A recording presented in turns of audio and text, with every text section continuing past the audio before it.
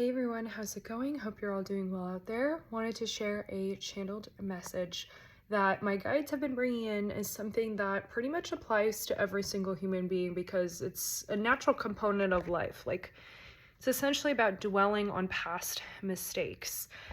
The thing is, we go through things in life, and sometimes when we lose those things, we start to dwell on what has gone, especially if it was something that we cared about or something that was very meaningful to us.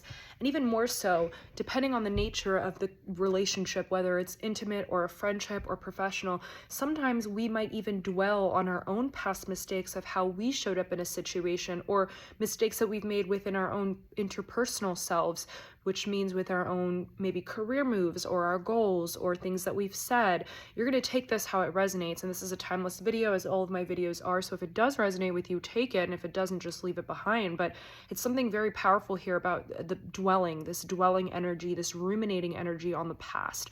Now, something we need to remember is that the past has gone, right? And the past can only really serve a primary purpose if there is a synchronicity or a need to connect something from the past that we remember or that is important for our life, so that we can heal something in the present in order to move forward into the future. So examples of, kind of touching back into the past would be touching back into maybe traumatic or wounding experiences when you were a child, or looking back at the past relationships you've had, or looking back at the past friendships you've had, because the past essentially does shape our present moment, but our present moment is always happening, so the past is always happening at the same time as the present moment. So it's very interesting. My guides are showing me an image right now of a mouse on those like wheels where it just keeps going and going. And they're actually showing me an imagery of how the wheel that keeps going and going as that mouse continues to run is the present moment, right? The present moment just keeps going and going. Now they're showing me an image of a Ferris wheel where it just keeps going into a circle. The present moment is happening now, and now, and now. It's always happening. It's always unfolding.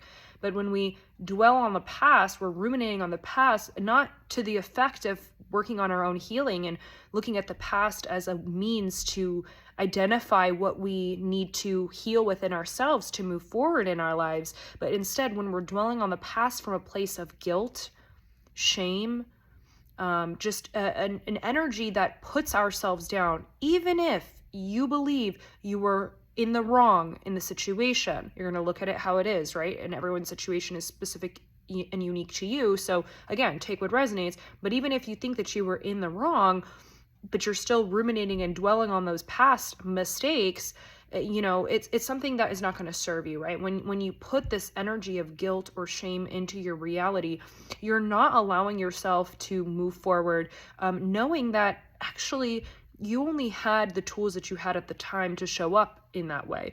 You were at a specific consciousness level pre that experience, right? So it's like when we go through things, something happens in every situation in our life, in every journey, chapter, or path that we take, that ends up allowing us to kind of identify where we're at and what needs to be learned, now what we need to move forward. And now my guides are reminding me of this imagery of a child. Maybe this is happening to some of you guys as kids out there, or maybe it will happen or has happened recently when you're watching this, but they're showing me an image of a child stepping on the table, and the child actually falls off of the table. Mom, dad, whoever's the guardian didn't say anything, didn't catch the child on the table. They didn't even notice, let's say. But the child's on the table and then they fall off of the table. They know that the table is not really for standing or sitting. It's a table, and there's a difference, but they don't know pre that moment, right? So they stand on the table and then they fall off the table. And that child will know from that moment that the table is not a place to stand on. Now, obviously, you're going to take what resonates, because when you're an adult, you might be a little bit careful if you choose to stand on a table somewhere. But the point is that when we go through something and something happens, like we fall, for example, we start to recognize that there's something in place that we've now learned. So you were at a specific consciousness place before in that last experience in the past. You were at a specific mindset and sort of energy that allowed you to be able to handle that situation at that time. But then once the situation passed, something happened and you learned what you needed to learn, and now you're at a new consciousness level. So it's kind of like they're saying, again, my guides are saying that saying where what you once wanted, you now have, right? What most of us once wanted, we now have. So it goes that same way with thinking about the past, right? The past is essentially something that we needed to experience to learn something, and now we have what we have right now, which is the lesson, the awareness of ourselves, the understanding of who we are and what we need to show up and move forward in situations in the future. So there's something about, okay, masculine energy heavy here, by the way. I am getting a huge collective of masculine, and I tend to channel very much so for the masculine collective is what I've noticed recently, because there's been a lot more male clients booking readings with me, which is great in the sense that I can see that there's an evolution aspect there. But yeah, it's tapping into the masculine energy here around this. I'm specifically tapping into a masculine wave, but it doesn't matter how you identify however you wish. If this resonates, then take it. It's time to step out of the past. Forgive yourself. Forgive other people. And it's not like forgiving other people means that you have to allow them back into your life. We forgive others technically so that we can release something that's just not meant to stay in our consciousness anymore. It's just not worth our energy. It's just not worth our thought. It doesn't need to be living in your mind rent free. So thinking about the past, looking into the past is okay, because it's still an experience you've had. It's still a memory you've had. You've likely had a experience where you can now share a story with others to help others. So the past does serve its purpose, and especially it does serve a purpose when it comes to healing.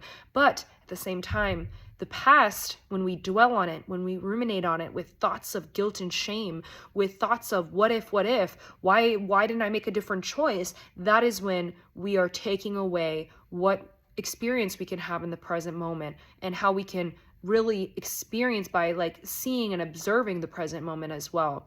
My guides are showing me an image of someone looking through binoculars. They're showing me now, so someone looking through binoculars. So it's almost like when you choose to release any of those lower vibrational energies where you feel the need to blame yourself, again, even if you believe you were or were not in the wrong, that is when you will not see things clearly. But instead, when you choose to see those situations for the way that they showed up, without regret, without wanting to go back in time, you're going to find that actually it's like looking through binoculars. You see things closer. You see things more clearly. You grow in self-awareness. So the older we get anyways, this happens organically, but the experiences from the past serve your awareness in the present moment. So if you can take the past as a learning lesson and as a way of healing rather than as a point period in your entire life to point at as that was the worst time, or, I wish I did this better, or, I regret that, then you will see a complete shift in your energy, a complete shift in the way that you look at life and what happens to you in the present moment. Or for you rather, right? Because things happen for us. That's just how it is. Nothing really happens to us. And I think people who are in a place of, modern privilege, in the sense that we're living in countries where there isn't war and there isn't famine, we're able to see these things a little bit more clearly because we're not in that situation where we have a particular consciousness level to experience otherwise. So very interesting message here. I'm not sure who this resonates for, but I know it resonates with someone out there. Definitely let me know if this does resonate for you in the comments. I love reading you guys' comments, and I'm just eternally grateful to be connected with you, to know you, to have crossed paths with you in this life.